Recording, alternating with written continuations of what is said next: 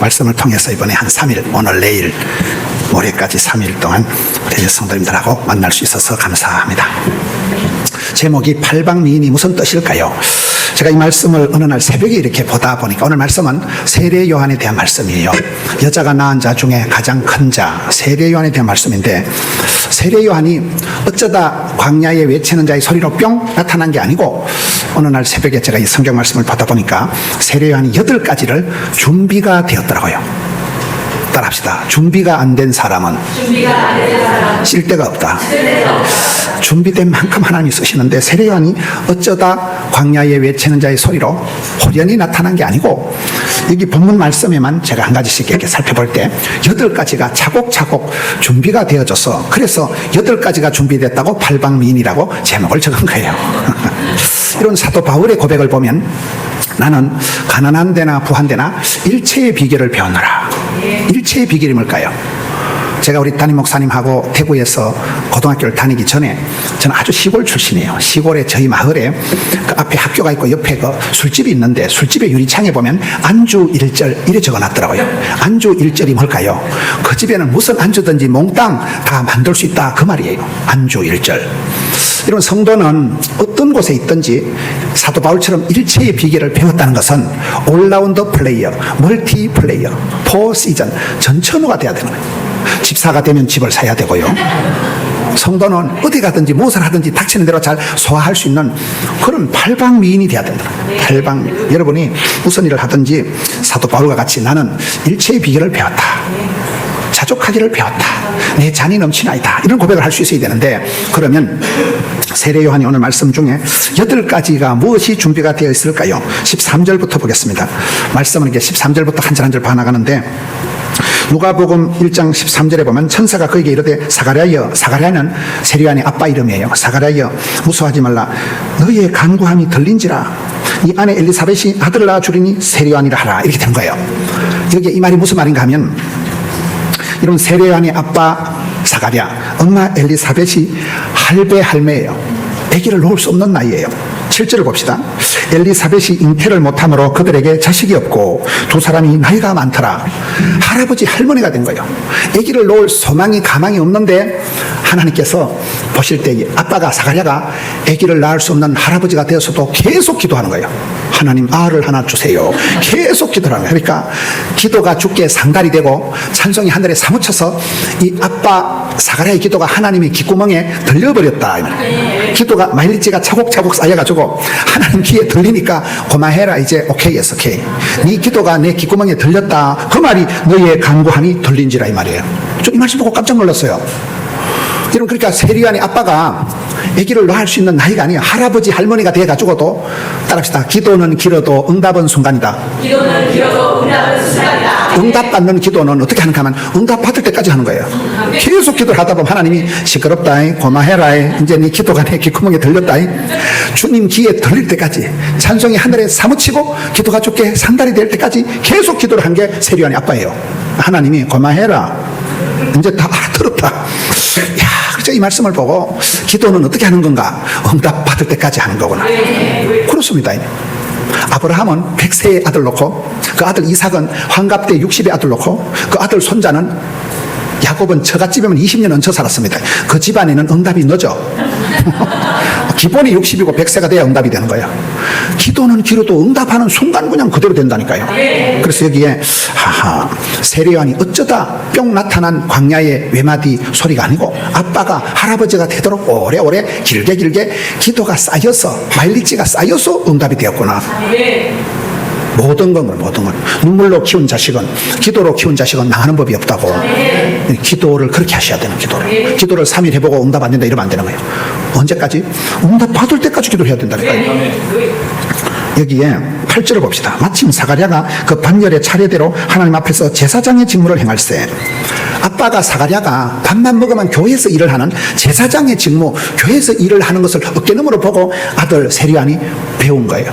왕대밭이 왕대나고 쫄대밭이 쫄대나고 그 아버지의 그 아들이고 그 어미의 그 딸내미예요. 내리 사랑 올리 효도예요.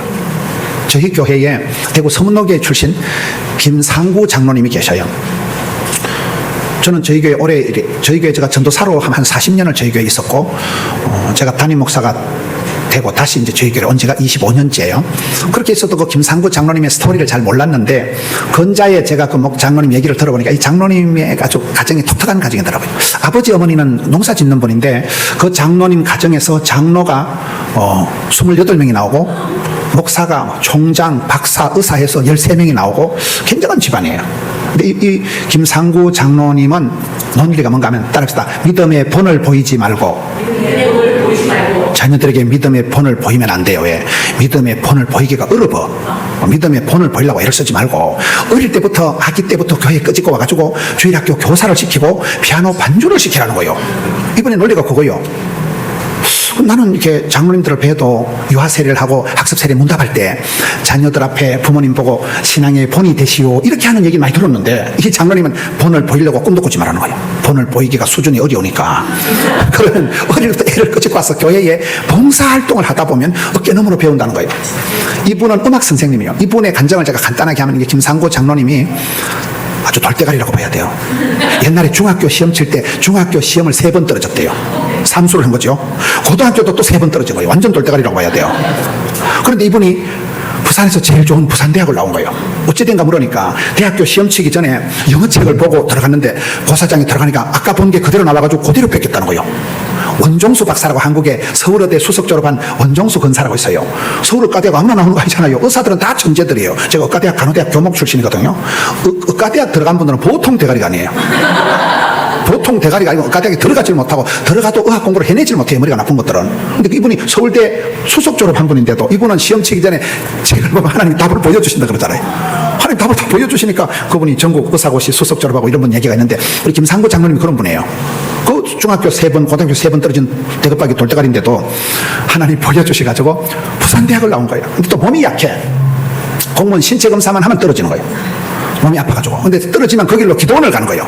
부산에서 뭐 오살리 기도원당 하루 종일 버스 타고 기차 타고 기도원에 갔다가 기도 잠시 하고 또 하루 종일 기 내려와야 돼. 그래 그 다음날 병원에 가서 검사하면 또 합격이 된대요. 희한한 분이에요 이분은. 아들, 딸이 둘이 있습니다. 위에 딸이 경량이고 아들이 찬양이에요 이름이. 근데 아들은 첼로를 하고 딸내미는 바이올린을 했어요. 근데 그분이 밀양에서 부산의 경남의 밀양에서 음악 선생님 하시면서 새벽에 일어나서 아들 딸을 깨봐가지고 아들 딸을 차에 태워가지고 저희 교회에 와서 일부 예배에 아빠는 김상구 집사님은 성가대 지휘를 하고 이제 아들 딸은 피아노하고 바이올린하고 첼로 반주를 하는 거예요. 애들이 얼마나 힘들었겠어요. 새벽마다 깨봐가지고 오니까. 최근에 CBS 올폰 방송을 하고 한 달 전쯤인가 방송이 됐어요. 근데 애들이 막 죽을라 하더라고. 아빠가 싫어가지고. 그런데 그렇게 자라서 아이가 지금 아들 딸이 시집장가 다 가고 아들 딸이 손주가 생기고 지금 이제 걔들이 하는 말이 어릴 때 아빠가 강제로 끄집고 교회에 와서 봉사활동을 하게 한 그게 왕대바티 왕대하고 졸대바티 졸대하고 애들이 교회에서 놀고 교회에서 억지로 반주를 한 것이 얘들이 다 지금 어른이 되고 결혼을 하고 집사가 되고 집을 사고 교회 안에서 놀아도 교회 안에서 자라. 그래서 이분의 논리가 믿음의 본을 보이기는 어려우니까 어릴 때부터 애들을 교회 끄집고 와서 피아노 반주하게 하고 봉사활동하게 한 것이 애들이 믿음 안에 자라는 그거라는 거예요.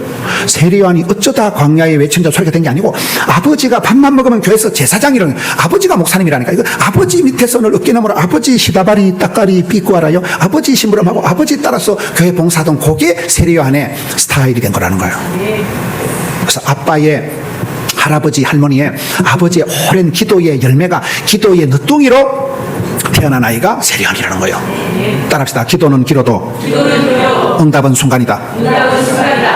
전 어릴 때 산골에서 시골에서 자라면서 천지도 모르고 백지로 기도를 했는데 기도를 하다가 30년 40년 지나고 저는 다 까먹었어요. 근데 하나님께서는 잊지는 말아야지. 하나님은 안 까먹으시고 꿈꾼 대로 소원대로 심은 대로 응답이 되더라고요. 제가 왜 이렇게 목회를 잘할까요? 고신교단에서 제일 큰 교회가 되고 교인이 10,000명, 우리 교회는 성가대가 1,000명이에요. 성가대만 1,000명에 찬양돼요. 주일학교 교사만 460명이에요. 아무나 그렇게 하고 있어요. 어쩌다 이래 됐냐는 거예요. 어릴 때 꿈꾼 대로 말한 대로. 저는 어릴 때 기도하다 까먹었는데 하나님께서는 안 까먹고 네가 꿈꾼 대로 말한 대로. 기도는 길어도 응답은 순간이라는 거예요. 여러분 기도를 해야 되겠어요? 집에서 자빠져 주무셔야 되겠어요? 그래서 깨어있어 기도해야 돼요. 쉬지 말고 기도해야 돼요.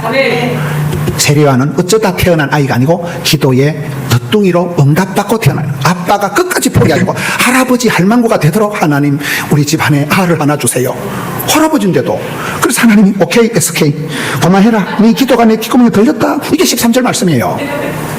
두 번째 14절에 너도 기뻐하고 즐거워할 것이요 많은 사람도 그의 태어남을 기뻐하리라. 따라합시다. 세례 요한은 남에게 기쁨을 선사하는 사람이었다. 세례 요한은 어릴 때부터 여러분 1장 41절을 가봅시다. 41절에 가보면 엘리사벳이 세례 요한의 엄마입니다. 엘리사벳이 마리아가 무난함을 들으며 아이가 복중에서 뛰노는지라. 엘리사벳은 세례 요한을 잉태하고 있고 마리아는 아기 예수님을 잉태하고 있는 거예요. 두 산모가 만난 거예요. 만났는데 마리아가 가까이 오니까 세례 요한이 엄마 뱃속에서 엄마야 예수님이다 이래가지고 세례 요한이 엄마 뱃속에서도 엄마야 예수님이다 엄마 뱃속에서도 이 기쁨 이래가지고 애가 엄마 뱃속에서도 기뻐서 뛰어놀았던 애가 세례 요한이라니까. 이런 세례 요한의 고백을 보면 나는 잔칫날 신랑은 아니다. 결혼식의 주인공 나는 잔칫날 신랑의 기쁨은 없고 나는 신랑 친구. 이런 결혼식의 덜러리라고 들어봤어요? 결혼식에 옆에 서서 덜러리 신랑 친구의 기쁨이 충만하다. 이게 세례 요한이에요. 누가 말할 때 나는 주인공이 아닙니다. 내 뒤에 오시는 예수님이가 진짜 주인공입니다. 나는 새하고 내 뒤에 오시는 예수님을 흥한다는. 세례 요한은 항상 남에게 기쁨을 선사하는 이런 사람이에요. 멋있잖아요. 남에게 기쁨을 주는 사람. 저는 어릴 때 시골에서 자라고 저희 엄마 아빠는 시골에서 국민학교도 못 나오고 농사 짓던 분이에요. 근데 저희 어머니 어록이 있어요. 아들아 남의 눈에 눈물 나게 하면 네 눈깔이 피눈물이 나느니라. 눈깔 알아요? 남의 눈에 눈물 나게 하면 네 눈깔이 피눈물 난다는 우리 엄마 말씀이에요. 여러분 인간관계는 다 부모랭이에요. 남에게 기쁨을 주는 게 낫겠어요? 눈물 나게 하는 게 낫겠어요? 세례 요한은 어릴 때부터 예수님을 기뻐한 사람. 나는 신랑이 아니고 주인공이 아니고 내가 소개하는 예수님이 주인공이고 예수님을 기쁘시게 예수님을 영화롭게 하는 분이지. 이 기쁨이 충만한 사람이 세례 요한이라니까요. 여러분 사도 바울이 옥중 서신 감옥에서 지은 그 빌립보서의 키워드가 뭘까요? 기쁨이에요. 감옥에 갇혀 있으면서 사방에 우겨쌈을 당해도 새털처럼 가볍게 기쁨을 누린 사람이 사도 바울이잖아요. 항상 기뻐해라. 다시 말하면 기뻐해라. 기쁨은 뭘까요? 기가 뿜어져 나오는 게 기쁨이래요. 공짜로 먹는 기가 공기, 먹으면 기가 높아지는 게 고기. 한자 뜻이 생선 중에 기를 도와주는 게 조기. 한자 뜻이 여러분 미국에 계시니까 한자를 못 알아들으시겠지만 기가 뿜어지는 게 기쁨이라니까. 예수 믿는 사람은 기쁨이가 샘솟듯 은사를 부릴 듯 청춘을 독수리 날게 그런 굉장히 활기찬 다이나믹한 삶을 살아가는 게 크리스찬들의 특징인데 세례 요한은 엄마 뱃속에서부터 남에게 기쁨을 주는 사람. 여러분들도 그런 사람들이 되세요. 세 번째, 세례 요한이 준비된 걸 보는 거예요. 5절에 봅시다. 15절에 봅시다. 이는 그가 주 앞에 큰 자가 되며 따라서 주님 앞에 큰 사람. 사람들 보기에 뭐 똑똑하고 뭐 똑순이 이쁜이가 아니에요. 하나님 보실 때 대단하다. 하나님 보실 때 큰 사람이 세례 요한이에요. 부산이 낳은 사람 중에 미국에 와서 성공한 사람 중에 하형록 박사라고 들어보셨어요? 고신의 그 인물 중에 하형록 박사라고 목사님 처음 들어봤죠? 하형록 박사 그분이 누군가 하면 부산에서 자라가지고 미국 와가지고 건설 회사를 만들었는데 미국의 대학생들이 입사하고 싶은 회사 베스트 10에 들어간대요. 그 큰 회사의 회장님이에요. 하형록 회장님. 공부를 많이 해서 박사예요. 또 신학에서 목사님이에요. 하형록 박사, 회장, 목사가 다 되는 분이에요. 그분이 복을 받은 이유가 두 가지라 그래요. 한 가지는 그분의 아빠가 부산의 그 용호동이라고 나환자촌에서 어려운 사역을 하는 거예요. 아빠가 나환자촌에서 선한 영향을 미치면서 좋은 사역을 오래 했기 때문에 시편 37편 25절에 따라서 의인의 자손이 버림을 당하거나 빌어먹는 법이 없다. 아빠가 착한 일을 오랫동안 어려운 나환자촌에서 착한 사역을 많이 했기 때문에 날로 복을 받아. 그 아들 하형록이가 복을 받았다는 그게 한 가지고, 또 하나는 이분이 몸이 굉장히 약했어요. 하나님은 공평하시다고 그렇게 머리가 좋고 그렇게 지혜로운데 몸이 아파. 이분이 심장 이식을 2번 했대요. 이런 미국 사회에서, 저는 미국 사회에서 아무리 돈이 많은 갑부라도 심장 이식을 2번 이상을 못 한대요. 심장은 남의 생명을 가져오는 거기 때문에 이분이 심장 이식을 2번 했으니까 얼마나 몸이 약했겠어요. 이분이 심장 이식 2번째 할 때요. 이런 심장을 간 이식을 하고 심장 이식을 하고 콩팥을 이식할 때 아무거나 하면 안 되잖아요. 내하고 컨디션이 맞아야 돼요. 심장을 이식했는데 간을 이식했는데 안 맞으면 수술은 잘했는데 숨을 안 쉬어. 죽어버린다니까요. 부작용이 일어나면. 이분이 심장을 오랫동안 기다리는데 자기하고 똑같은 심장이 나타나서 수술하려고 하는데 보니까 앞에 생면부지의 아주머니가 한 분 있는데 자기하고 컨디션이 똑같아서 이 하형록 박사가 심장을 양보를 한 거예요. 의사들이 미스터 하 너 죽는다 해도 나 괜찮다 저번한테 들어서 그 심장을 양보를 했어요. 결론적으로 지금은 2분 다 살고 있습니다만은 친구들이 얘기할 때 네가 복을 받은 것은 첫째는 아빠가 훌륭한 목사님이고 착한 일을 많이 한 거, 2번째는 따라합니다. 여호와께서 보시기에 심히 좋았더라. 하나님 보실 때 네가 마음 씀씀이가 이쁘다는 거예요. 네가 마음에 씀씀이가 곱다는 거예요. 네 생명과 같은 심장을 생면부지에 전혀 모르는 아줌마한테 양보를 했다니까요. 그 마음에 싸가지를 하나님이 이쁘게 보시고 하경록 박사가 그렇게 대박이 났던 사업에 대박이 난 거죠. 우리는 항상 하나님 보실 때 그걸 고람되어라 신전인격 하나님 보실 때 참 네가 착하고 충성되고 지혜롭고 부지런한 종이구나. 하나님 앞에 인정을 받아야 된다는 거예요. 사람 앞에 칭찬받고 사람 앞에 잘난 건 아무것도 아니에요. 도토리 키재기 하듯이 50보 100보 정도의 라이벌 의식을 가지고 사람들 앞에 이겨먹는 건 아무것도 아니에요. 하나님 보실 때 인정받는 사랑하는 딸아 참 네가 마음 씀씀이가 이쁘다. 여호와께서 보시기에 심히 좋았더라. 하나님 앞에 큰 자가 세리완 여자가 낳은 중에 가장 큰 자가 세리완이라는 거예요. 우리는 어디라도 평가 기준이 이 말 듣고 이리 가고 저 말 듣고 저러는 사람이에요. 하나님이 가라사대면 가는 거예요. 철저히 솔라 스크립투라 백투 더 바이블 성경 말씀이 우리 삶의 중심이 되어서 하나님 중심, 성경 중심, 교회 중심, 쓰리 센터링 중심을 딱 잡아야 된다는 거예요. 할렐루야. 하나님 앞에 인정받는 사람이 돼야 되지 사람 앞에 잘나고 똑똑하고 이쁘고 아무것도 아니에요. 세상 인심은 변덕이 죽을 듯하는 거예요. 사람들 앞에 칭찬하는 거예요. 하나님 앞에 검증된 아브라함과 같이 이제야 네가 나를 진짜 배기로 경외하는 줄 알겠다는 하나님 앞에 인정은 하나님 앞에 큰 자가 세리완이라는 거예요. 네 번째 15절을 봅니다. 이는 그가 주 앞에 큰 자가 되며 포도주나 독한 술을 마시지 아니하며 따라합시다. 거룩을 감당하자. 어릴 때부터 포도주나 독한 술을 no 땡큐 나 그런 거 안 먹는다. 아무거나 안 먹는 거예요. 거룩하게 살아갔다는 거예요. 여러분 서울에 가면 분당에 판교에 우리들께 김양재 목사님이라고 들어봤어요? 그분하고 이렇게 교제를 해보면서 그분이 서울대학을 나와서 장로님 권사님 집에 시집을 가서 시집 잘 갔다고 했는데 개뿔 빚 좋은 개살은 거예요. 신랑이 의사입니다. 신랑이 의사인데 의사가 자기 병을 모르고 37에 신랑이 죽습니다. 자기 몸에 병이 있는 걸 모르고 의사가 출근해가지고 그날로 병을 발견하고 그날 죽는 거예요. 37에 신랑이 죽는데 이 김양재 집사가 그땐 집사였죠. 집사가 얼마나 독한가 하면 뭐 서세원이처럼 뭐 돈 내놓으라 이런 게 아니고 당신 빨리 회개해라. 당신 오늘 회개 안 하면 지옥 간다. 내가 당신 보니까 뭐 장로 권사 집에 뭐 아들이라고 네가 저절로 천당하는 거 아니다. 회개해라. 이 썩을 놈아. 이래가지고 죽어가는 신랑 앞에 회개할지어다 이래가지고 그 신랑이 그날 밤에 회개하고 새벽에 죽은 거예요. 그리고 37에 과부가 되어가지고 50대까지 성경만 묵상, 성경 묵상 전문가예요. 성경만 묵상하다가 늦게 신학을 해가지고 개척을 해가지고 교인이 10,000명이 넘더라고요. 그것도 유방암이 또 걸린 거예요. 유방암이 걸려가지고 항암을 하고 머리 다 빠지고 그런 과정들을 거치고 항암을 마치고 다시 이제 목회에 복귀할 때쯤 제가 집회를 가보니까 부목사님들이 수십 명이고 전두환 대통령 아들 요즘 그 시끄러운 전재용이 박상하가 거기서 전도사 하더라고요. 전두환 알아요? 여러분 정치에 관심이 없네 보니까. 그 김양재 목사님 교회의 의록이 몇 가지 있습니다. 따라서 하나님의 뜻은 성공이 아니고 성결이다. 성공이 아니고 성결이라는 거예요. 문제 자녀는 없고 문제 부모가 있을 따름이다. 그게 김양재 목사님 가르침이에요. 자식이 문제가 아니라 항상 엄마 아빠가 문제라는 거예요. 따라서 가정의 목적은 행복이 아니고 거룩이다. 신랑 신부가 물고 빨고 행복을 찾아가면 반드시 죄를 짓고 문제가 온대요. 그런데 거룩을 감당하면 거룩해지면 행복이다, 웰빙이다, 성공이다, 축복은 저절로 온다는 거예요. 그렇잖아요. 성경을 보면 하나님의 뜻은 성공이 아니고 성결이에요. 성결. 주기도문에도 하나님 이름이 거룩히 여김을 받으시며 거룩을 감당하면 성공, 행복, 축복은 저절로 따라온다니까요. 거룩은 뜻이 두 가지가 있어요. 하나는 깨끗하다, 순수하다, 청결하다는 뜻이 있어요. 두 번째는 구별되다, 다르다, 들여졌다, 받쳐졌다, 차이가 있다는 뜻이에요. 거룩의 뜻은 두 가지다. 하나는 순수하다, 깨끗하다는 뜻이에요. 여러분 신약 성경을 보면 대사도 바울, 가말리엘 문화생, 로마 시민권자, 바리새인 유 바리새인, 그 가말리엘 문화생 사도 바울의 믿음의 아들이 디모데잖아요. 몰라요? 근데 디모데는 바울의 후계자가 될 감이 안 돼요. 디모데전서 5장 23절에 보면 비위가 약하고, 이런 비위가 약한 사람이 어디 가서 음식을 잘 먹을까요? 못 먹을까요? 사회 부적응 환자예요. 자주 병이 걸리니까 걸어 다니는 종합병원이요. 디모데가. 아버지는 헬라인, 엄마는 유대인 혼혈아요. 아버지는 또 진작 돌아가신 거예요. 편모 살아있어 자라는 결손 가정이에요.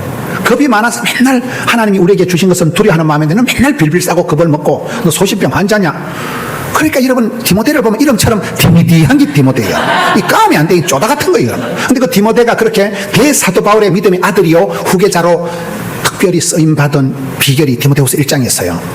디모데는 병약, 허약, 심약에 빠졌지만 디모데후서 1장 3절 5절에 보면 따라합시다. 깨끗한 양심과 거짓이 없는 믿음.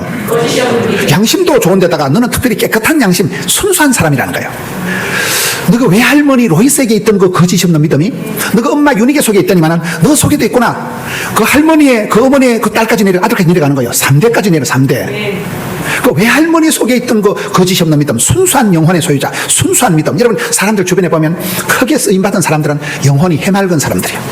하나님은 깨끗한 그릇을 쓰신다니까요. 잡탕을 안 쓰셔요. 거룩하다는 뜻은 순수한 깨끗한 그릇을 쓰시는 거 하나님이. 디모데가 그래서 쓰임받는 거예요. 몸은 약했지만은 깨끗한 사람을 쓰신다. 두 번째, 거룩의 뜻은 다르다는 거예요. 차이가 있다. 구별됐다. 드려진 존재라는 거예요. 여러분, 저는 불신 가정에서 저 혼자 교회를 다녔습니다.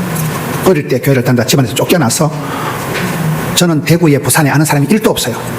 제가 부산에 신학교를 다니면서 제가 아는 사람이 한 명도 없었습니다. 부산 천지에 제가 집안에 아는 사람은 저희 집안엔 설이 맞은 집사, 설이 집사도 하나 없어요. 혼자서 신앙생활을 했어요. 혈혈단신. 제가 몸이 많이 아팠습니다. 아파트 한 채 수술비를 말아먹은 사람이에요.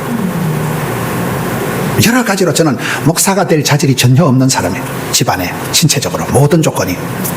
그런데 부산에 가서 목회라고 해보는데 집안에 물어볼 선배도 없고 집안에 예수 믿는 사람이 아무도 없었어요. 저 혼자 교회를 다니니까 누구 물어보자니 좀 쪽팔리고 너 그것도 모르고 목회하냐 이럴 것 같고 혼자 하자니 불안불안하고 굉장히 제가 목회를 조촐하게 소박하게 한 사람이에요. 우울증 환자같이 그리 찌질하게 사는 거예요. 근데 제가 친구도 없고 물어볼 데도 없고 그런데 제가 좋아하는 노래가 하나 있어요. 다른 사람 어찌든지 나 주님의 용사되리. 다른 사람 친구도 없고 물어볼 데도 없고 하니까 그냥 내 쪼대로 해버려요. 내 쪼대로. 친구가 없었다니까요. 물어볼 데가 없었다니까요. 그게 나만의 독특한 비교 불가능한 대체 불가능한 차이가 있는 거 차이가. 여러분 걸음지고 장에 가듯이 이 말 듣고 이리 가고 저 말 듣고 저리 가면 안 되는 거예요. 오늘 우리가 신앙생활 할 때 왕따를 싫어하고 외톨이를 싫어해가지고 그저 친구 따라 강남 가듯이 그렇게 신앙생활 하면 안 됩니다. 달라야 돼요. 달라야 돼요. 저희 아파트에 제가 이렇게 내려오면 주일날 이렇게 내 꼬다리 메고 내려오는 건 저밖에 없어요. 보통 다른 남자들은 골프 치러 가거나 등산복을 입고 한국 사회가 지금 저 같은 나이의 남자들은 대부분 그렇게 내려와요. 그럼 그 사람들이 나를 되게 불쌍하게 생각해요. 아우, 저 아저씨는 맨날 모가지를 멀저리 묶어가지고 일요일마다 되게 불쌍해. 저 아저씨는 막걸리를 한 사발 할 줄 아나. 아이고 담배도 한 포가발이 못 피고 굉장히 그것들은 나를 처량하게 생각을 해요. 그럼 나는 또 니들이 개맛을 알아? 여러분 유행 따라 사는 것도 제멋이지만 지멋이요. 지가 막걸리를 퍼마시든지 지가 뭘 지멋이고 나는 다른 사람 나는 내 방식대로 살아가는 거예요. 나는 다른 사람이에요. 다른 사람. 여러분 세상 사람들이 흥청망청 우리가 친구 따라 강남 같은 그렇게 살아갈 필요가 없는 거예요. 교회 다닐 때 약간 왕따가 되고 약간 외톨이가 되는 걸 두려워하지 마세요. 너 뭐냐 일요일마다 뭐 교회 가면 떡이 되나 밥이 되냐. 그럼 우리 또 니들이 개맛을 알아? 이렇게 살아가야 되지. 이순신 신앙 알아요? 내가 교회 다니는 걸 남에게 알리지 말라. 이렇게 쪽팔리게 생각하면 안 된다니까 이걸요. 남들 눈치 본다고 아무 소용없는 거예요. 남들이 말하는 것은 구별된 자, 거룩하다는 것은 다른 사람 신경 안 써요. 주만 바라보고 나가는 거예요. 다니엘 보세요. 다니엘 왕의 진미 진짜 베개 마시는 걸 노 땡큐. 나는 그딴 거 안 먹고 산다. 너거나 먹어라 이 짭것들아. 왕의 진미를 안 먹고도 얼굴에 광택이 난 사람이 다니엘이잖아요. 몰라요? 왕따를 외톨이를 너 좀 별나다 너 좀 광신도다 그걸 부끄러워하면 안 돼요. 정상적인 거예요. 하나님 보실 때 우리는 너무나 정상적인 하나님 중심 성경 중심 중심이 딱 잡혀있는 사람들이에요. 그 작것들이 알겠어 작것들이. 그래서 저는 좀 외톨이가 되고 왕따가 되고 친구가 없는 걸 부끄러워하지 않아요. 주만 바라볼지라. 집사람이 와 있습니다만 제가 결혼할 때 그때 제가 고등부 전도사를 했거든요.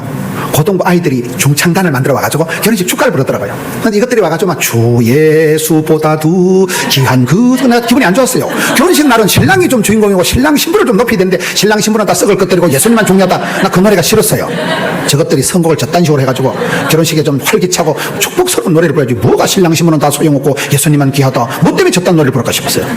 제가 결혼하고 지금 3, 40년이 되고 보니까 그 노래가 진국이요. 주 예수보다 귀한 것은 없더라고요. 우리 하나님 제일 하나님 중심 하나님을 기쁘시게 하나님을 영화롭게 하면 하나님도 그 사람을 싸고 도는 거예요. 그래서 여기에 하하 이 사람은 거룩을 감당한 사람이구나.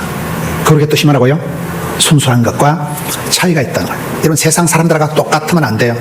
세상 사람들처럼 흥청망청 그렇게 재밌게 살아가려고 꿈도 꾸지 마세요. 우리는 좁은 길을 걸어가고, 우리는 뭔가가 좀 남들이 보기엔 좀 강신도 같고 세상 물정을 모르는 것 같지만, 한국 사회 같으면 노래방에 가서 노래를 부르러 가면 고요한 밤, 저 분위기 파악도 안 하고 찬송 하나 불러 제끼고, 그게 정상이라니까. 그게요. 니는 술맛도 모르고, 니는 고수톱도 못 치고, 세상 얘기도 연예인들이 뭔지도 모르고, 아우 답답한 거, 그게 답답한 거 정상적인 거야. 그걸 감당했다는 거야. 그 다음에 몇 번째요? 15절 끝에 독한 술을 마시지 않고 모태로부터 성령의 충만함을 받아. 이런 세례하는 모태솔로 아닙니다. 모태로부터 성령의 충만함을 받았다는 거예요. 여러분, 성경을 자세히 보면 복 있는 사람, 쓰임받은 사람, 한 시대에 주의 일을 불꽃같이 한 사람의 특징은 성령의 충만함을 받은 사람이에요. 성령님과의 관계예요. 힘으로 능으로 깡으로 안 되는 게 주의 일입니다. 오직 주의 힘으로 되는 거예요. 다윗을 보세요. 다윗이 베들레헴 유치원을 나왔어요. 예루살렘 육군 사관학교를 나왔어요. 덜판이 그냥 양측이에요. 그런데 사무엘이 기름 뿔병을 가져다가 기름 부어준 그날 이후로 다윗이 성령의 충만함을 받아서 성성장구합니다. 그러다가 다윗이 범죄해서 죄를 짓고 난 뒤에 시편 57편에 51편 다윗이 회개하는 게 나요. 회개할 때 뭐라 합니까? 성신을 내게서 거두지 마옵소서. 하나님 성신을 거두어 가시면 그건 바로 죽은 목숨이 되는 거예요. 그래서 성경을 많은 부분에 보세요. 성령이 교회들에게 하시는 말씀을 귀 있는 자는 들을지어다. 성령을 해방하지 마라. 성령을 근심되게 하지 마라. 성령을 소멸하지 말라. 계속 그런 말씀이 나옵니다. 저희 교단에 복음병원이 부도났을 때 제가 대구 조던재 목사님 동일교회 설교를 제가 집회를 3년을 내리 했습니다. 그 동일교회라고 대구 그 교회는 부흥회를 월요일부터 하면 금요일까지 하는 거예요. 시급했습니다. 죽을 뻔했습니다. 월요일부터 금요일까지 부흥회를 한다니까요. 한 주간 내도록. 내리 3년을 하는데, 그때 복음병원이 부도났을 때 조던재 목사님이, 그분이 부산대 법대를 나오신 분이에요. 사모님은 또 부산대 약대를 나오신 분이에요. 그때 김 목사, 왜 복음병원이 큰 병원이 부도난 줄 아나? 성령을 해방하는 짓을 했다는 지도자들이. 성령을 해방하면 용서를 못 받습니다. 성령을 안 하고 믿어지질 않으니까. 여러분, 한국 사람이 제일 좋아하는 성경이 항상 기뻐하라, 쉬지 말고 기도하라, 범사에 감사하라는 말씀이에요. 그 말씀 바로 뒤에 나오는 말씀이 뭘게요? 따라합시다. 성령을 소멸치 말고. 저는 그게 그 붙어있는 거를 62년 만에 처음 알았어요. 여러분, 성령을 거두어 가시면, 성령을 소멸하면 지까짓게 기뻐, 바빠, 예뻐가 불가능하다는 거예요. 성령님과의 관계라니까요. 성령의 충만함을 받을 때 그 사람이 주의 일을 할 수 있는 거예요. 그런데 세례하는 어릴 때부터 엄마 뱃속에서부터 성령 충만한 사람, 굉장히 준비가 잘 된 사람이에요. 제가 좋아하는 인물이 사도행전의 바나바예요. 항상 돕는 자 바나바, 초대교회 산파 역할을 하고 최초의 선교사님, 최초의 안디옥교회 담임 목사님. 바나바를 들어보셨어요? 그 누이 여동생이 마가의 다락방, 마가가 조카잖아요. 그 다락방에서 교도하다 초대교회가 탄생된 초대교회의 산파 역할을 한 그 바나바 집안이 굉장한 집안이에요. 최고의 인맥이 초대교회 바나바가 있잖아요. 그 바나바를 사도행전 11장에 보면 설명할 때 믿음과 성령이 충만한 사람 이렇게 나오더라고요. 하나님이 한 시대에 쓰신 사람들 성령 충만한 사람들이에요.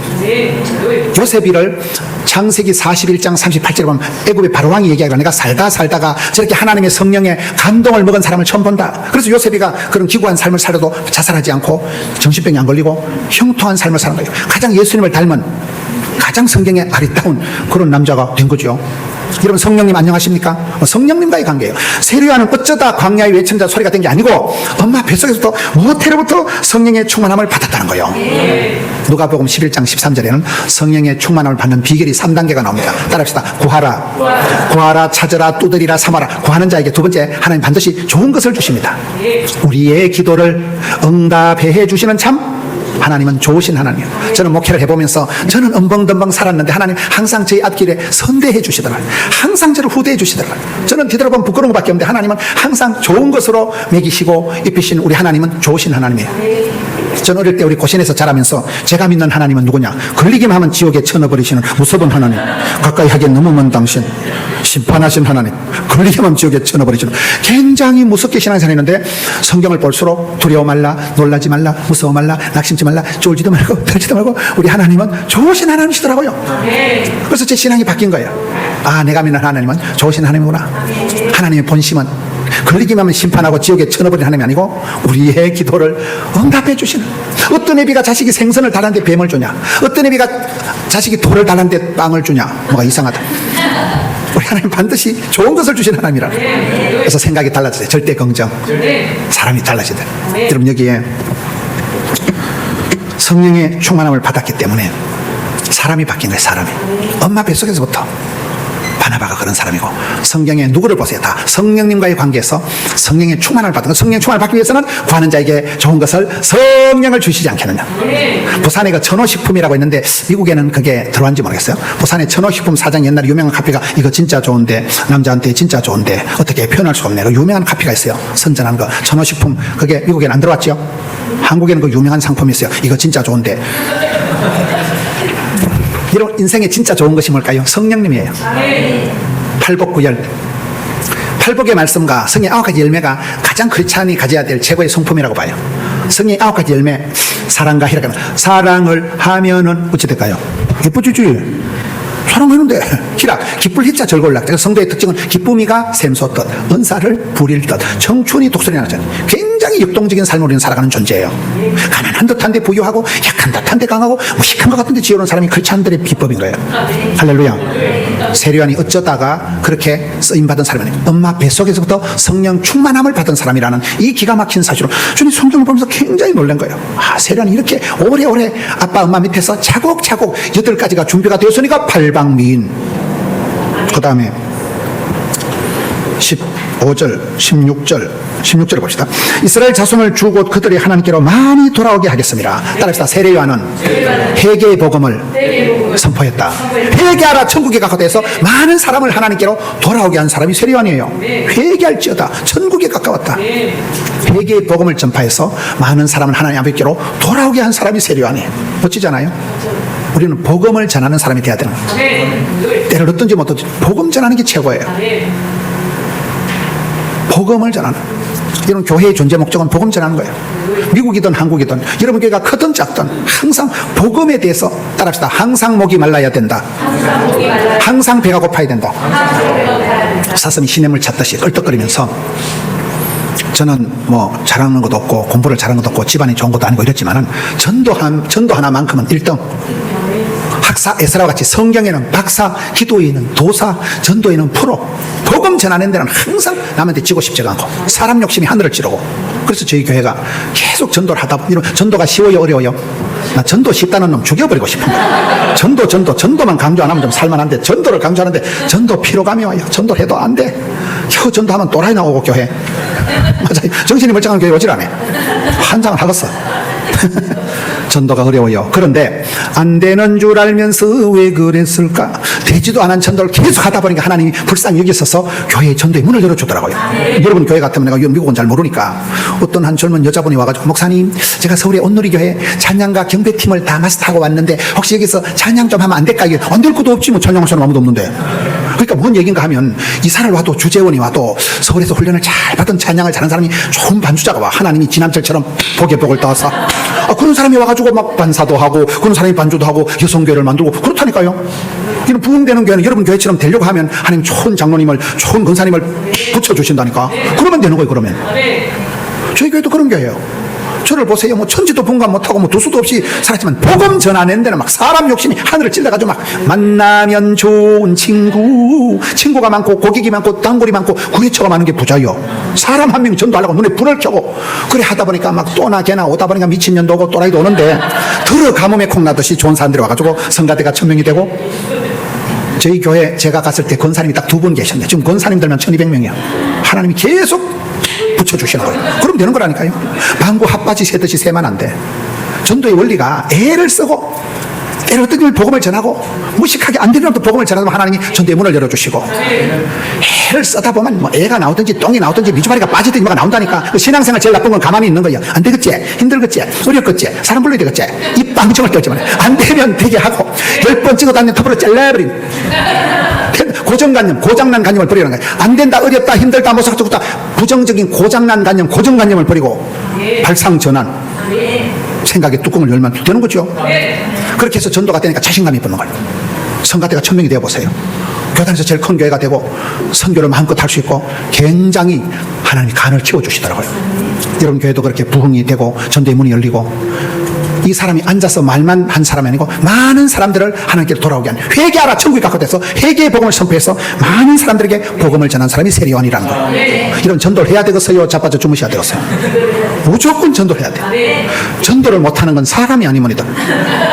저희 교회는 주일 학생이 코로나 전에는 5,000명이었는데 코로나 때 3,000명이 날아가더라고요. 코로나 때 막 줄초상이 났어요. 그래서 제가 주일학교 담당 교육자들 보고 따르다 전도를 안 하려면 주일학교를 해체하라. 그걸 했거든요. 그것들이 전도도 안 하고 해체도 안 해. 꿈쩍을 안 해. 꿈쩍을 안 해. 그것이 문제로다. 세리요한은 어쩌다 광야에 외치는 소리로 잠시 쓰임하다는요. 틈만 나면 회개의 복음을 외쳐서 회개할지어다 천국에 가깝게서. 김양재 목사님이 대단한 거는 의사 남편을 향해서 회개하라 당신. 저희 남편을 회개시키고 지금 얼마나 많은 일을 하고 말도 못한 사역을 합니다. 여자가 항암을 마치고 암 환자 같지가 않아요. 같이 얘기를 해보면 지 간증을 지가 얘기하면서 지가 홍쳐가지고 지가 감동을 받아 지가 먼저 울어. 그만큼 영혼이 소녀같이 순수하다는 거예요. 순수는 음식을 먹는데 암 환자가 그 방송할 때 그 음식이 말라 빠진 거 막 제육볶음 붉은 거 이거 별로 내가 보기엔 안 좋은데도 저보다 더 잘 먹어. 돼지같이 먹어. 돼지같이 먹어. 그만큼 마음이 착하고 마음이 순수하니까 그런 사람은 암이 왔다가도 아우 이 아줌마하고는 상종을 못 하거든. 마음이 도망갈 정도가 되니까요. 그만큼 영혼이 순수하고 복음 전하는 데는 말씀 묵상하는 데는 세계 최고가 김양재. 그렇다고 주일 하는 사람들 보세요. 예수에 미친 사람들. 때를 얻든지 못 얻든지 되든지 안 되든지 믿든지 안 믿든지 복음을 전하요. 회개할지어다 천국이 가까웠다. 많은 사람들을 하나님께 돌아오게 하는 여러분들도 전도의 전문가가 되셔야 돼요. 내 직장이 무엇이든지 내가 무슨 일을 하든지 따르다 본업은 복음 전하는 것이다. 선생님 직업이 간호사든지 교사든지 어떤 엔지니어든지 우리가 본업은 복음 전하는 거예요. 하나님 복음 잘 전하라고 직장을 주시고 건강을 주시고 물질을 주시는 거예요. 여러분들이 뭐 시장이 되든지 뭐 사장이 되든지 힘 있는 사람은 유력하게 복음을 전할 수 있는 거예요. 세리요한은 많은 사람에게 복음을 전도한 사람이다. 마지막으로 16절 17절 그가 엘리야의 10년간 능력으로 엘리야의 10년간 능력이 뭘까요? 저는 열왕기상 17장 30절을 보면서 따랐다. 엘리야는 무너진 제단을 수축했다. 엘리야는 무너진 제단을 수축한 사람이에요. 이게 무슨 뜻일까요? 엘리야 시대가 결코 명랑한 시대가 아니에요. 남쪽 유다, 북쪽 이스라엘에 40명 가까운 왕이 있는데 가장 악독한 왕이 엘리야 시대 아방이었어요. 하나님의 선지자들을 잡아 죽이던 시대예요. 그래서 엘리야가 생명 위협을 느끼고 도망을 다녔잖아요. 3년 6개월 동안 나라가 땡땡 가물어가지고 기후에 재앙이 나타나서 마실 물이 없어서 거리 시내가에 가서 강물을 빨아먹다 그게 말라 빠지는 거 사립다 가부집에 갔다가 엘리야가 그 어려운 시대를 살아갈 때 사방팔방 2단 3단들이 설쳐가지고 발과 아세라 거짓 선지자라고 싸움을 할 때 엘리야가 무너진 제단, 하나님께 예배드려야 될 제단이 2단 3단들이 설쳐가지고 엉망진창이 된 해파된 제단을 엘리야가 깨끗하게 수리하고 그 자리에 엎드려서 기도하다 불로 응답받은 사람이 엘리야입니다. 따라서 문제를 문제 삼지 마라. 많은 사람들이 똑똑한 사람들 이건 문제입니다. 이 시대가 안 됩니다. 이 시대는 끝장났습니다. 그러지 마라 이 말이에요. 왜?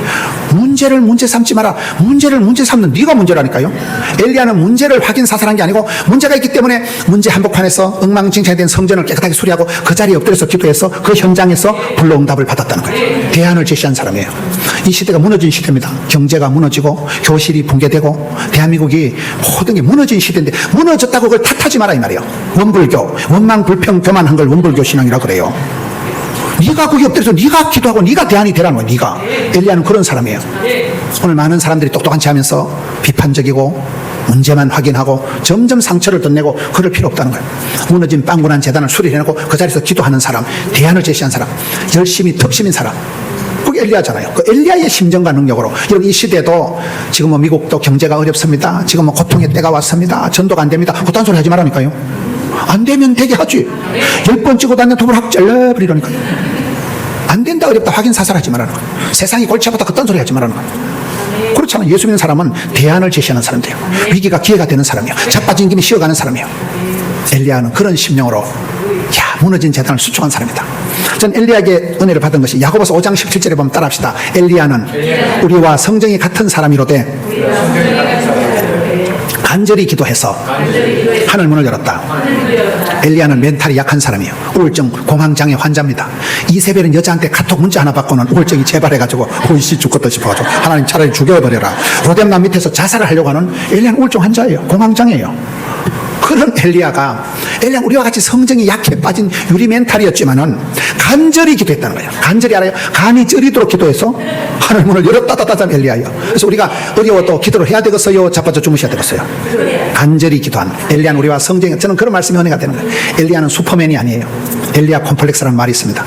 엘리야는 아주 멘탈이 약하고, 엘리야는 아주 고약한 시대, 정치, 경제, 사회, 문화적으로 최악의 시대에 자살하지 않고 공황장애가 발작이 될 만큼 힘든 세대였지만은 엘리야는 열심히 특심으로 혼자 간절히 간이 쩌리도록 기도해서 응답받은 사람이 엘리야는, 이 시대도 그런 사람이 필요한 거예요. 아이고 목사님 미국 물정도 모르면서 그딴 소리 하지 마세요. 제가 미국 살아보니까 장난이 아닙니다. 뭘 장난이 아니요? 다 힘들어, 다 힘들어. 힘들다, 죽겠다, 못 살겠다, 입방정을 떨지 말아라. 그게 엘리야의 심령. 가장 힘들 때, 생명 위협을 느낄 때, 공황장애가 왔을 때, 우울증이 몰려왔을 때, 엘리야는 그때 그 간절함, 절박함으로, 너무나 처절함으로 하나님께 부르짖어서 최고의 구약의 선지자로 쓰임받은 사람이 엘리야가 되었듯이, 그런 심령으로 하면 마지막 17절 끝에 준비하리라. 다시 따라합시다. 준비되지 않은 사람은 쉴 데가 없다. 우리가 주님 앞에 착실히 준비해야 돼요. 영육간에 착실히 준비해야 돼서 준비된 만큼 쓰임받는 거예요. 저는 시골교회에서 자라면서 그 할머니 전사님 밑에서 칠판에다가 성경을 배웠던 그 실력 가지고 CT에서 CB에서 밀레니엄 특강, 파워 특강 한 20년 방송을 했습니다. 방송에 판사라면 사람들이 깜짝깜짝 놀래요. 목사님 어떻게 성경을 그렇게 달달 배워가지고 아주 뭐 은혜의 마술사라고 이러는데 개뿔. 어릴 때 시골교회에서 할머니한테 배운 성경 지식 그대로 가지고 하니까 우리는 철저히 어릴 때부터 하나님 중심, 성경 중심으로 자랐기 때문에 아무리 헛소리해도 성경으로 착 돌아가잖아. 우리는요. 성경 본문으로 지금 얘기하는 거예요. 성경 새벽에 보다가 엄마야 이거 보라요. 엘리야는 8박 미니네. 그냥 한 절 한 절 가지고 얘기를 해도 우리는 한 시간을 나발나발 그냥 하는 거잖아요. 성경 본문만 얘기해도 되는 거예요. 성경 속에 답이 있고 약이 있고 복이 있고 길이 있으니까. 여러분 그래서 성경 말씀 속에서 여러분들을 리셋하셔야 돼요. 여러분을 꽃단장을 하셔야 돼요. 말씀에 입각해서 여러분 자신을 준비된 만큼 하나님 쓰십니다. 성경을 보다가 꿈을 꾸고 성경을 보다가 소원을 가지고 꿈꾼 대로 소원대로 기적의 주인공이 되어 여자가 낳은 중에 가장 큰 자처럼 뚜렷한 삶을 살아가는, 주님이 오는 길을 예비, 겸비, 유비무한 주님이 오는 길을 준비했던 사람이 세례요한이잖아요. 우리도 이 복음의 준비자, 이 시대 최고의 여러분 그런 준비를 잘해서 주님 부르실 때 제가 여기 사오니 저를 보내소서 그렇게 하지 말고 주님 제가 여기 사오니 한번 해보겠습니다. 가장 멋지게 쓰임받는, 부름받고 쓰임받고 사랑받고 축복받고 귀염둥이 예쁜둥이 우리 자기 한국도 자기 행남자기 여러분 되시기를 축원합니다. 이번에 꼴랑 3번 합니다. 오늘 하고 내일 하고 모레 하고 꼴랑 말씀 잔치 3번 하는데 3번 동안 웬만히 바쁜 일이 있어도 집중을 해서 은혜 한 판 받으면 그 영빨로 한 몇 년은 살더라고 보니까요. 저도 이렇게 목회자지만은 어떨 땐 찬송 부르다 찬송 한 수절이 가슴에 칵 부닥치면 그 영빨로 한 몇 달은 그냥 가. 그 은혜 받은 걸로 몇 달은 그냥 그 찬송만 부르면 목이 메이고 그 소절만 되면 눈물이 나고, 하나님은 복을 주시니 반드시 말씀을 주십니다. 믿음은 들음으로 들음은 말씀으로 어릴 때 다 부흥회를 통해서 은혜 받았습니다. 그렇지 않은 정기적으로 주기적으로 찬송을 부르다 목이 메이고 정기적으로 주기적으로 말씀을 듣다가 무릎을 치고 그런 힐링 타임이 있어야 된다. 그게 부흥회입니다. 어릴 때 다 우리가 부흥회 사경을 통해서 배우고 여기까지 온 거예요. 세례요한이 8가지 준비, 8박 미인을 보았듯이 우리 성도님들이 여러분의 삶의 영역에서 독특하게 준비가 되어져서 주님 부르실 때 멋지게 존귀하게 쓰임받는 우리 성도님들 되시기를 축원합니다.